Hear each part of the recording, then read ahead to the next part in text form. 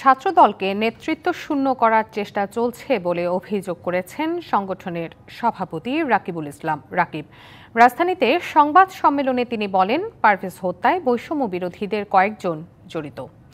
রাজধানীর বনানীতে prime Asia ইউনিভার্সিটির শিক্ষার্থী জাহিদুল ইসলাম পারভেজ হত্যার ঘটনায় বিশ্ববিদ্যালয়ের শিক্ষার্থী ও বহিরাগত সহ ৮ জনের নাম উল্লেখ করে মামলা দায়ের করা হয়েছে বলে নিশ্চিত করেছেন জাতীয়তাবাদী ছাত্রদলের কেন্দ্রীয় সংসদের সভাপতি রাকিবুল ইসলাম রাকিব। এই হত্যাকাণ্ডে বনানী থানার বৈষম্য বিরোধী আন্দোলনকারীদের দায়ী করা হয়। বলা হয়, সিসিটিভি ফুটেজ থেকে বনানী থানা কমিটির সোভান নিয়াজ তুষার, হৃদয় মিয়াজির উপস্থিতি প্রমাণ পাওয়া গেছে। নিজ সংগঠনের ভিতর থেকে প্রশ্ন সম্মুখীন হচ্ছে, সে কারণে তারা এই হত্যাকাণ্ডের সাথে আমাদের তাদের যে নেতাকর্মীরা জড়িত, এটা যদি অস্বীকার করে আমরা এতে অবাক হব না। এই বৈষম্য ছাত্র আন্দোলনের ব্যানারে সারা দেশে ছাত্রলীগকে পুনর্বাসন করা হয়েছে।